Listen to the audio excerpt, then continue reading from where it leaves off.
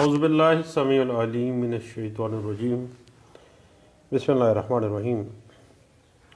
Order 8 CPC 1908 return statement और set of से मुतल्लिक़ है।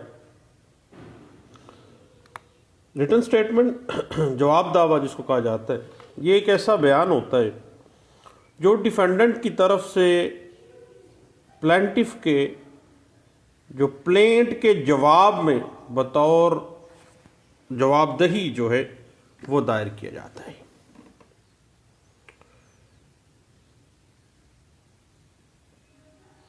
स्टेटमेंट जो है वो डिफेंडेंट पार्टी प्लेंटिफ की प्लेंट के जवाब में जो स्टेटमेंट देती है वो रिटर्न स्टेटमेंट है। इसकी कंसेप्चुअल स्टडी के हवाले से PLJ 2011 Lahore high court page 655 और PLJ 2011 लाहौर पेज 655 के अलावा PLJ 2011 सुप्रीम कोर्ट पेज 527 जो है वो हमें कुछ गाइडलाइंस से देती है। और याद रखिएगा कि एक डिफेंडेंट को ये हक है कि वो अदालत का हुक्म ना होने के बावजूद भी जब कोई उसके खिलाफ प्लेंट आ जाती है तो वो उसका रिटर्न स्टेटमेंट अदालत में दायर करते हैं। और मुकदमे की समाअत से पहले किसी भी किस्म का, यानी जब बाकायदा ट्रायल शुरू होना है, उस ट्रायल शुरू होने से पहले पहले जो है रिटर्न स्टेटमेंट जो है वो किसी भी वक्त एक डिफेंडेंट पार्टी आ सकती है। और फर्स्ट हेयरिंग के बाद अदालत की इजाज़त के बग़ैर कतई सूरत जो है वो रिटर्न स्टेटमेंट दाखिल नहीं करवाई जा सकती। उसके लिए टाइम आम तौर पे 30 डेज़ है पब्लिक के लिए, और सरकारी महकमा है तो फिर 60 डेज़ तक चला जाता है। इस हवाले से 2010 CLC page 246, PLD 2007 Lahore high court page 300 इस हवाले से हमें गाइडलाइंस दे देते हैं।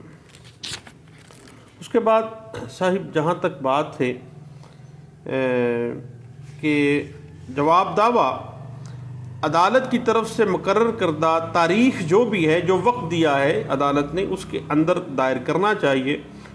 और जवाब दावा के ज़रिए मदई की तरफ से जो प्लेंट के अंदर इख्तियार किया मौक़िफ़ है उसका देना होता है। और इसके अलावा उसने जो क्वेश्चन ऑफ लॉ या क्वेश्चन ऑफ फैक्ट के हवाले से तमाम जो जवाज़ात हैं, जो भी उस स्पेसिफिक प्रीपोजिशन में सामने आते हैं, उनकी वजाहत करना होती है अपने जो रिटर्न स्टेटमेंट उसने देनी है। और जिसका मकसद ये जाहिर करना होता है कि बुनियादी तौर पे उसके ख़िलाफ़ जो दावा दायर किया गया है वो कानून के अंदर उसकी स्टैंडिंग कोई नहीं है, वो दायर नहीं किया जा सकता था। और इसके साथ ही जो डिफेंडेंट पार्टी है उसको अपने जवाबी उज़रात की वजाहत भी करना होती है। और मुद्दा अलैह सिर्फ अर्जी दावा से इनकार करके अपनी ज़िम्मेदारी से बरीजुमा नहीं हो जाता, बल्कि उसे इनकार की तमाम वजूहात जो है तफसीलात से बयान करनी चाहिए।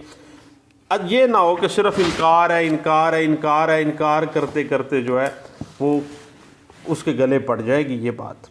इस हवाले से याद रखिएगा कि बाज़ औक़ात a claim for equitable set off fails outside the provision of the order 8 rule 6। It is permissible for a defendant to plead an equitable set off as effectively as a legal set off, यानी उसको साबित करना होगा कि बाकायदा तौर पर उसका जो जवाज़ है, अगर उसका अपना कोई मामला बनता है, उसका अपना कोई राइट क्रिएट हो रहा है, अपनी कोई लायबिलिटी प्लेंटिफ की तरफ वाजिबुल अदा है, तो वो उसमें क्लेम कर सकता है। इस हवाले से PLJ 2008 supreme court page 429, 2008 CLD page 369, PLJ 2009 supreme court page 429 के अलावा हमें गाइडलाइन दे देती है 2009 MLD पेज 239 है।